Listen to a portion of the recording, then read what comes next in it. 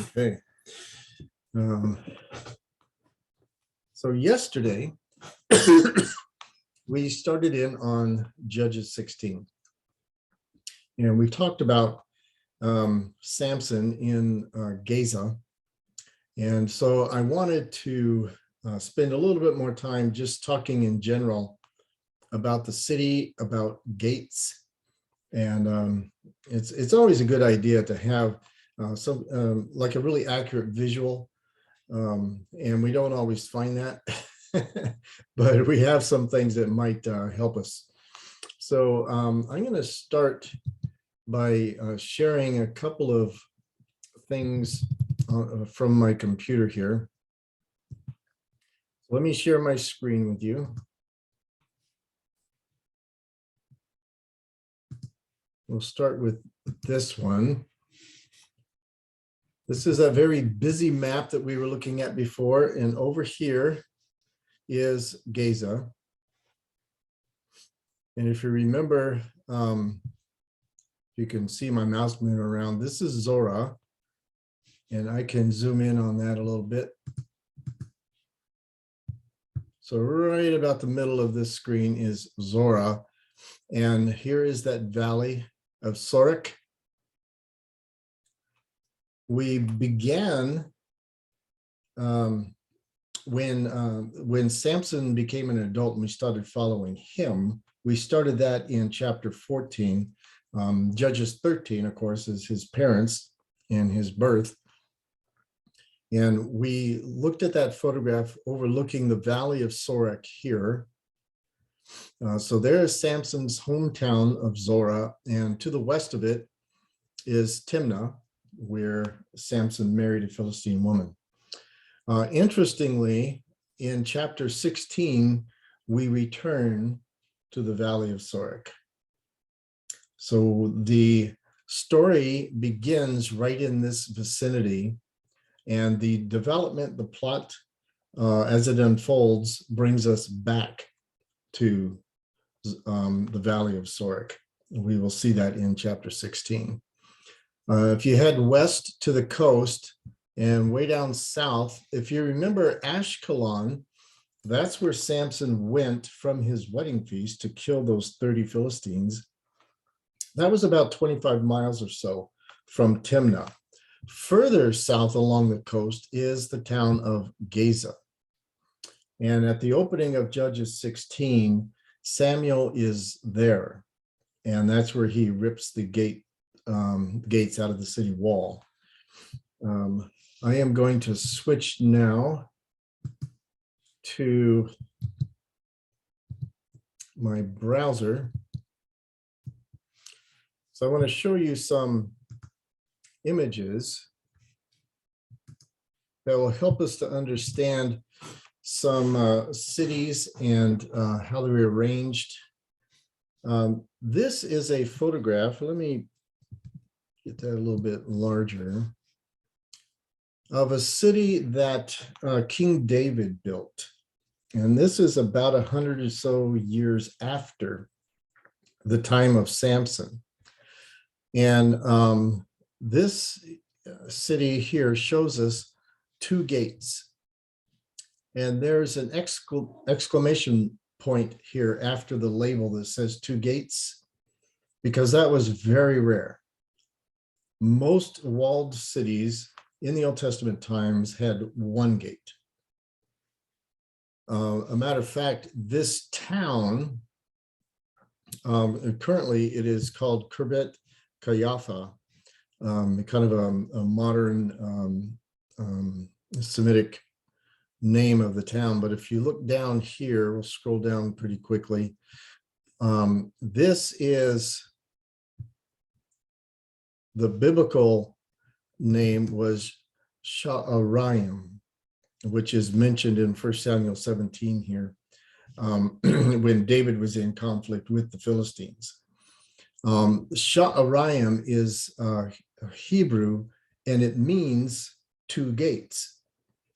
It was so rare of a thing in the walled cities of the Old Testament that when this town that David built or expanded had two gates. That's what the city was called, two gates. So you have this one down here in the south. This was a main gate. And this configuration, it looks like a backwards capital E. Those were the keys of the gate. And that's how a lot of fortified cities would put their gates together. These were little side rooms, which were handy for soldiers who were there to guard the gates. They would have a room, they would be able to have some supplies in there and things like that. And this opening is the southern gate, and up here to the left is the western gate. Not quite as large, but you could still see it has that key configuration there for it. Scroll down a little bit here, and here we have a picture, a closer picture of that one of those gates. And that doesn't give you an idea of the scale, but I have a couple of other images that I want to show you. Let me see here. Yeah, let me stop this one and open up, share my screen with some other images.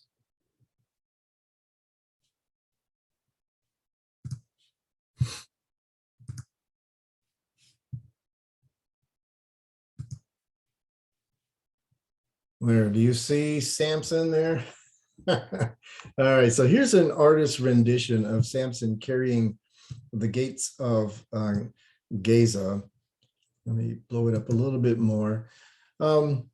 This one is really not too bad. The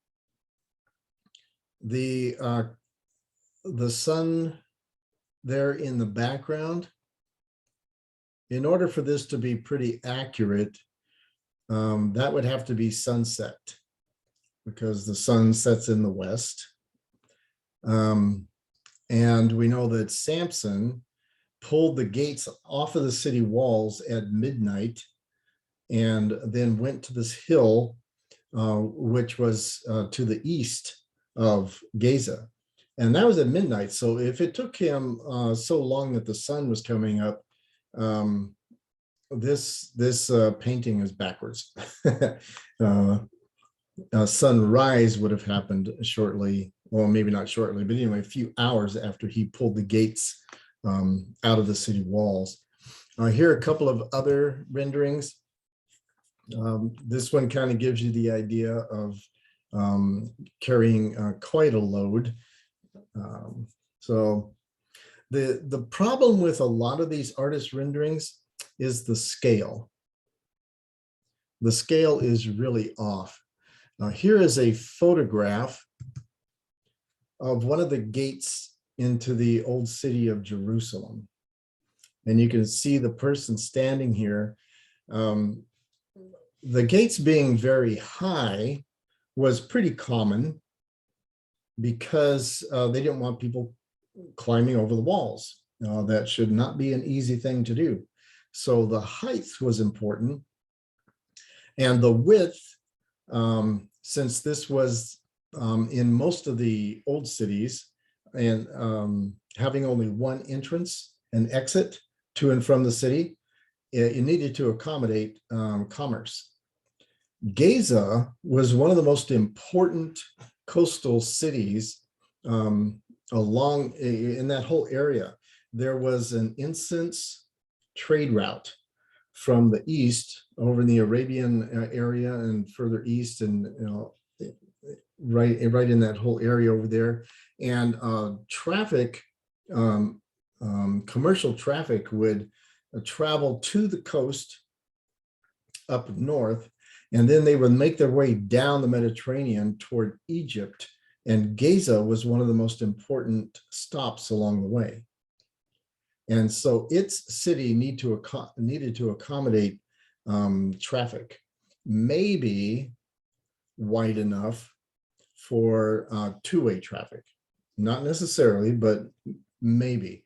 But this is pretty typical here, where the gates are pretty high and wide enough to accommodate carts and wagons and things like that. So that gives you a little better idea of the scale involved with what Samson did. So here is a different rendering of Samson carrying the gates, the doors of the gate to the city.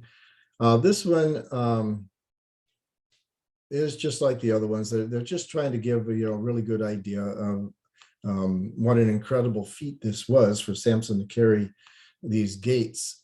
And if you remember, the hill outside of the ancient location of the city of Gaza was to the east, and it was about a quarter-mile distance that Samson carried the gates.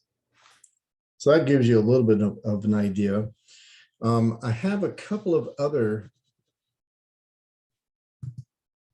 images that I can show you that will help to get the idea across of the gates. So let me share my screen again.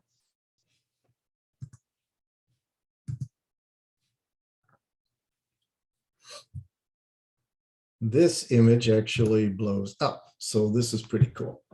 So this is an archaeologist standing at the gates of the city, the Philistine city of Gath. Do you remember who came from the city of Gath? Goliath. Yes, Goliath. This was his city. Now, the gates were not this path right here, this tiny little path. You see, this guy gives you a little better idea of the scale. So this archaeologist standing here in the foreground is pretty close to the camera. And then back here, you get an idea of the scale. This is a huge hole right here. And over to the left, the gates to the city of Gath had two towers on either side. And this back here is probably the foundation of one of the towers. The other one is outside of the frame of the picture. So this entire area here is where the gates were located for the city of Gath. And so this gives you a pretty good idea of the possible width involved of the gates to the city of Gaza. Gaza was one of the largest of the Philistine cities, of the 5 major cities there. So when Samson ripped the gates out of the city walls of Gaza, most cities having only one gate, Gaza was a capital city, and it was left completely defenseless in terms of a physical barrier. The only defense that Gaza would have had left were the soldiers. There was a gaping hole in the city walls now. There are a couple of other photographs here excavating the town of Gath.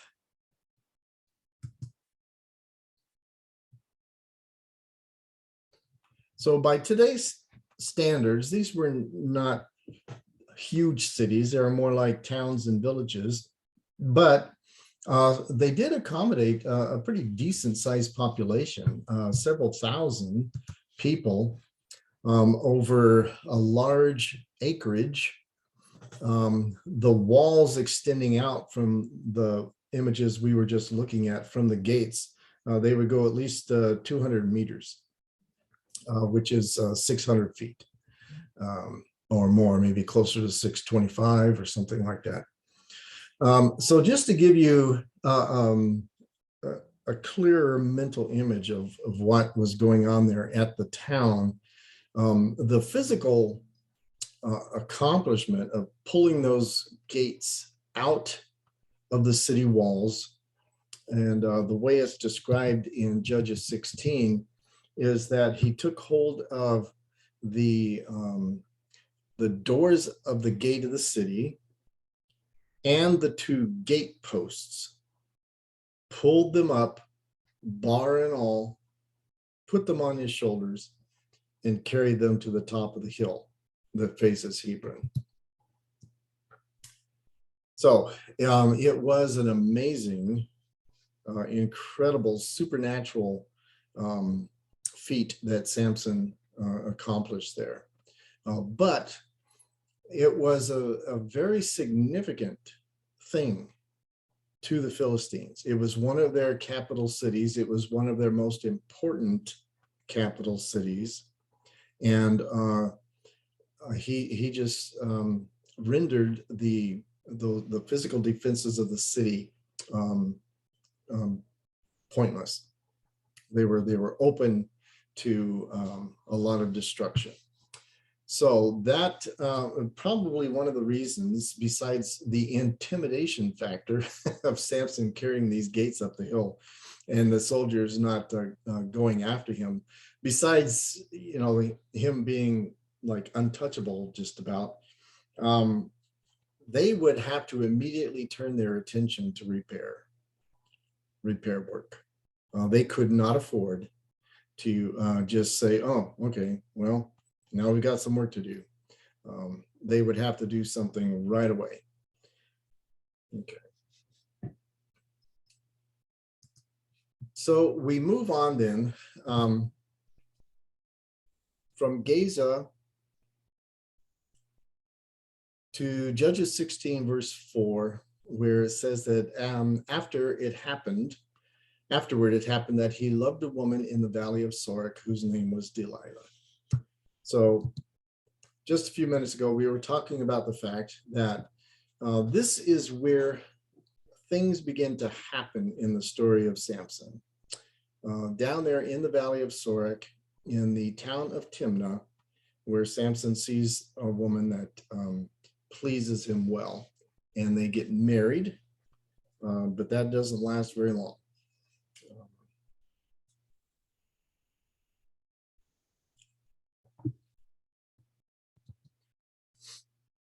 There are some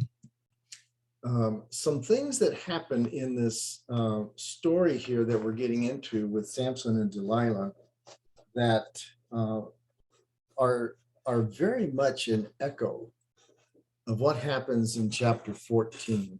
There are so many things that are so similar to what happens with Samson and his wife in Timnah. But there are some significant differences. And as we go through the part of the Samson narrative that deals with him and Delilah, there are some significant differences that we'll start to talk about as we go through it.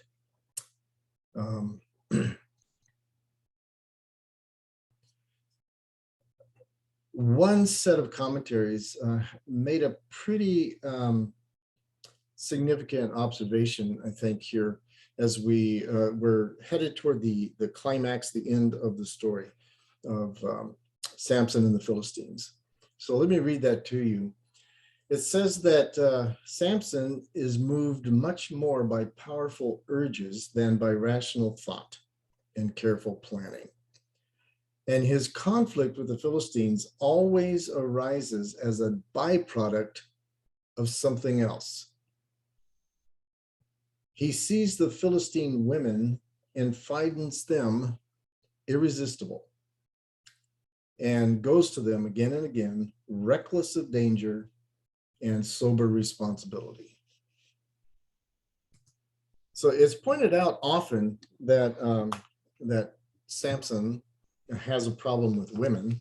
That's pretty obvious, but it's always Philistine women. When he first asks his parents to get the woman of Timnah for him as wife, their objection, to remember, is, why can't you find somebody of our own people? But we see this happening over and over again with Samson. the first woman that he's attracted to is this Philistine woman from Timnah. The second one is at the very beginning of chapter 16, and this is a harlot from Gaza, one of the capital cities of the Philistines. So, and we talked yesterday about it's not necessarily the case that he went to sleep with this harlot, but it is more likely than not that that's why he went there. And so there's that second Philistine woman. And then back in the valley of Sorek, which is Philistine territory, we have another Philistine woman that Samson is attracted to. So there's something about these Philistines that Samson just found irresistible. What was that thumbs up for, Chloe?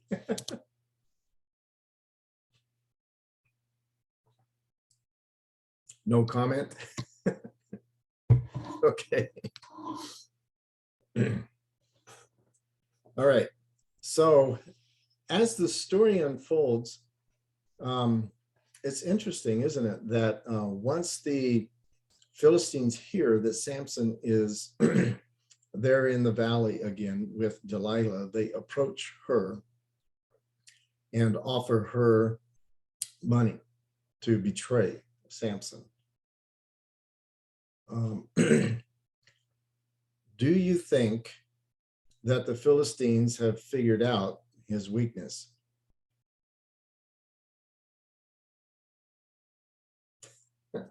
Not his physical weakness, but his moral weakness.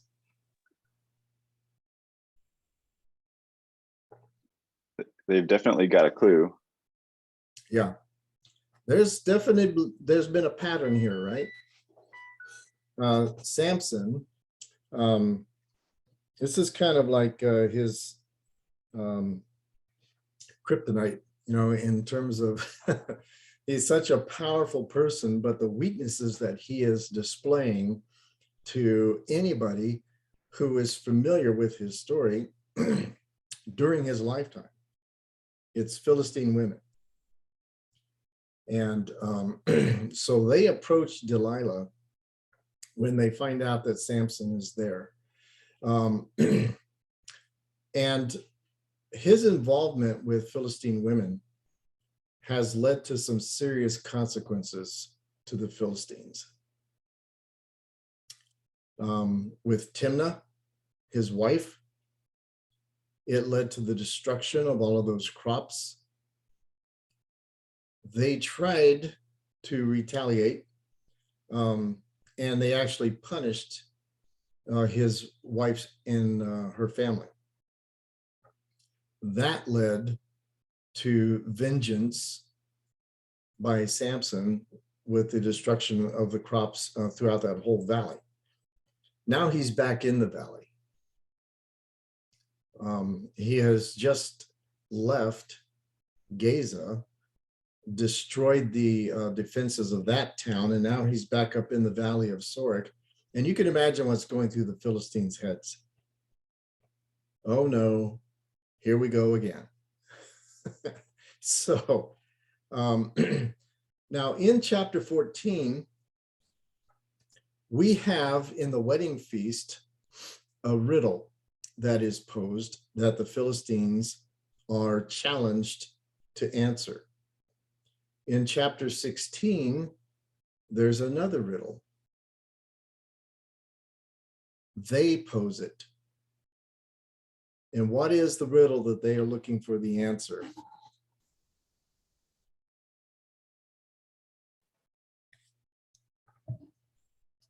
They want to know where Samson's strength lies. Yeah. In chapter 14, Samson poses a riddle, and the stakes are pretty high.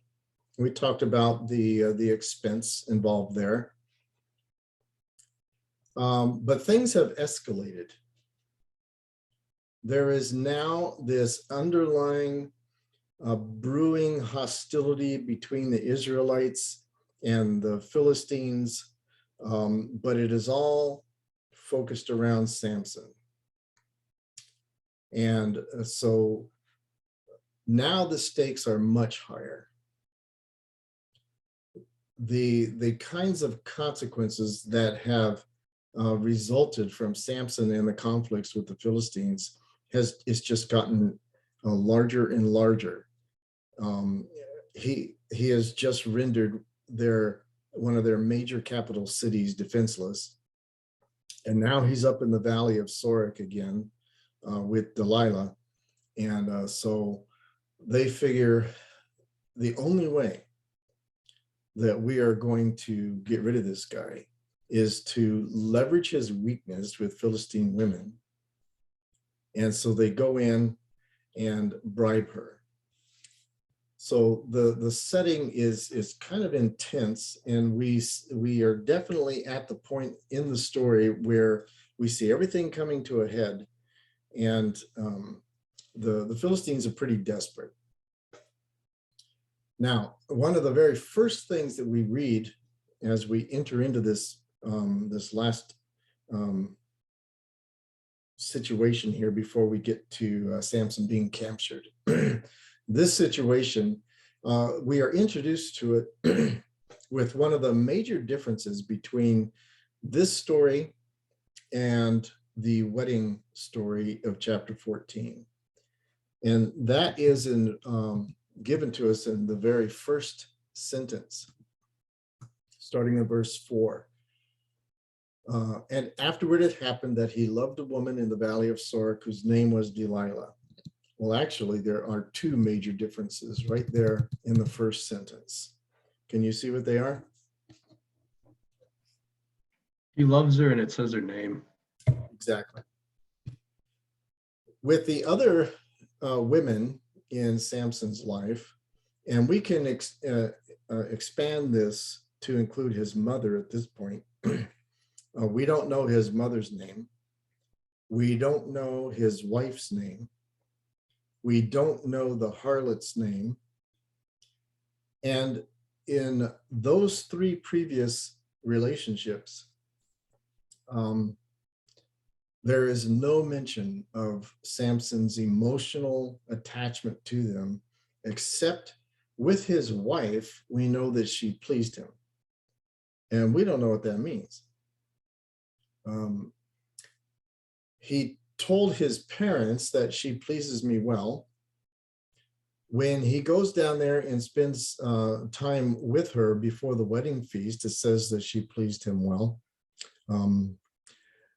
But the only mention of love between Samson and his wife in chapter 14, do you remember where that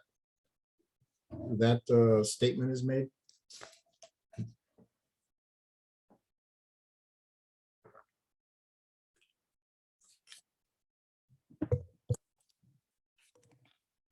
Could you repeat that question? I think I checked my brain out at the door. It's Samson's wife talking to Samson and saying, "You only hate me, you do not love me." Right. So the question was, where is that word love mentioned between Samson and his wife? And it's when she accuses him of not loving her. That's the only time that word occurs, and they are husband and wife at this point. And she says, "You only hate me, you don't love me." So interesting that this story of Samson and Delilah begins with him loving her, and then she is named.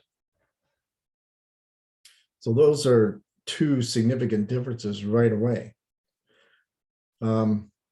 So he is there in the valley of Sorek with Delilah, and in verse 5 says, "The lords of the Philistines came up to her and said to her, 'Entice him, find out where his great strength lies, by what means we may overpower him, that we may bind him to afflict him.'" So there's a whole series of things that they lay out on this agenda for what she's to accomplish. entice him, find the answer to his strength, and how we may overpower him. But that's not it. That's not the end. Not only do they want to know how to overpower him, but how they can bind him. He's already been bound, and that was ineffective. The Israelites bound Samson, and he broke free of that with no effort at all. So how can we overpower him? How can we bind him? To afflict him. This is the intention.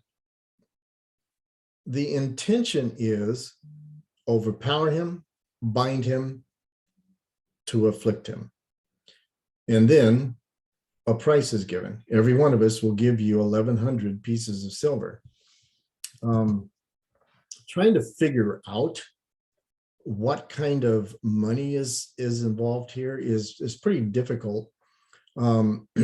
But there are several exchanges in the Old Testament that are given monetary value. You know, like Jeremiah buys a piece of property for 17 pieces of silver. And various exchanges like that are described in Scripture. So this amount of money, even though we can't put a dollar figure to it right now, it says every one of them will give you 1,100 pieces of silver. This is a huge amount compared to all the other amounts of money that are described in Scripture. And the price of a slave was 30 pieces of silver. So this is huge. This is like an unheard of amount of money. And what is Delilah's response? How does she respond to this offer?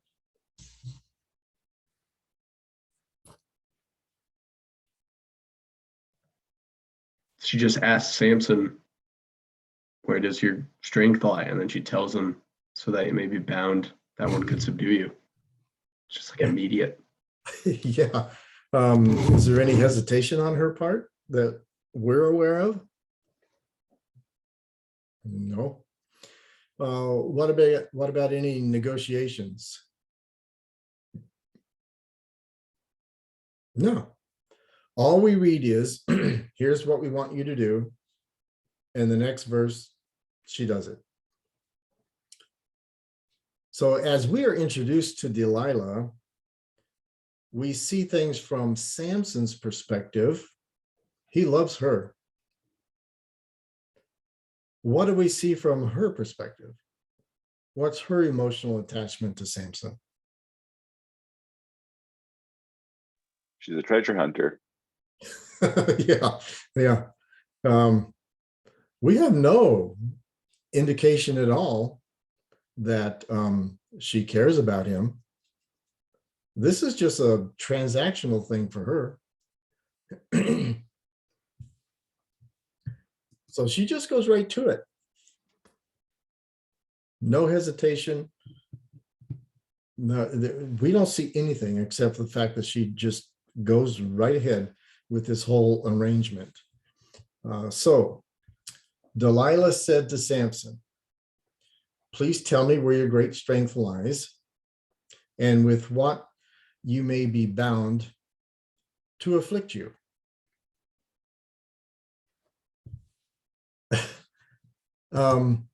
She's not hiding a thing. Tell me where you. I would ask a question like that if I was offered that much money just to ask a question. I mean, yeah, I wouldn't hesitate either. Yeah, just to ask the question. Yeah, I can see that. Yeah. So yeah, this whole situation is just really amazing. She's not hiding the intent at all. Answer the question to this riddle. We could call it a riddle. Where does your great strength lie? Okay. That might have, if you were to be very calculating and try to be devious about this, you might just start with the first question. Why are you so strong? What's the secret? And then kind of go from there to get more and more information. But she just lays it all right out there in front of him. Where's your great strength? With what you may be bound. But then she adds the whole intent at the end, to afflict you. We want to do you harm. How can we do that? That's not a way to develop a good relationship, I don't think. Okay, how can I hurt you? How would you like that on a first date? I don't think that's such a good relationship building strategy. So yeah, we know that he loves Delilah. She just seems to have absolutely no care, almost like a psychopath. I don't think she was, but my goodness, this is just amazing. Now we have seen Samson, at his wedding feast, this whole thing of a 7-day feast and the giving of riddles, and we did a little bit of digging into the background of that sort of thing. And here Samson is kind of in that same frame of mind. They want the answer to a riddle. Now they're asking him for the answer rather than trying to come up with it himself. But he starts treating this whole thing like a game, which is very typical of Samson's character. Okay, this is just a game.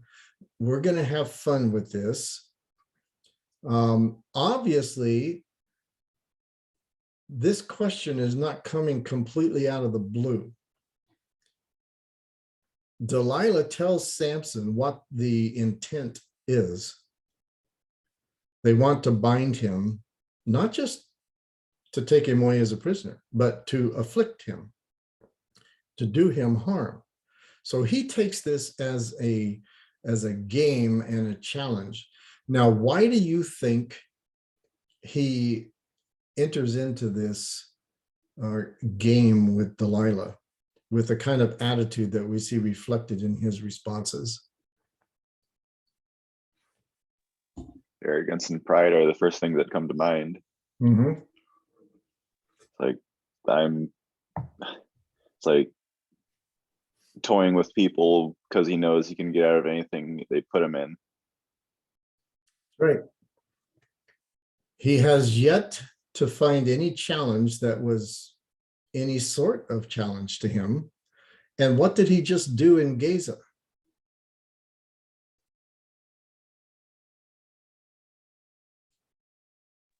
He just picks up the gates and walks out of the city. It doesn't matter that he's surrounded. Right. So he is feeling, what's the word here? How is he feeling? Sure of himself. Yeah, very, and even more than sure of himself. Anybody who's going to come after him, what's the word? He is Untouchable. Untouchable, invincible. He says, all right, bring it on. I will play this game with you, and I will play it for as long as I can stand it. We already know from Judges 14 that Samson has a limit to what he can tolerate in terms of annoyance and pestering and that kind of thing. We've already seen that, and it's going to happen again. So we will see that next week. So read through the rest of chapter 16. Look for any kinds of clues in there about Samson and his character, and look for the most significant statement of irony that happens in this chapter. We will talk about that next week. Any last minute comments, questions? I find it interesting that the Delilah says the same thing his wife did. Yeah, yeah, yeah. There are so many parallels between 14 and 16. Significant differences, but a lot of common things too. So, all right, we'll see you next week. Have a great weekend.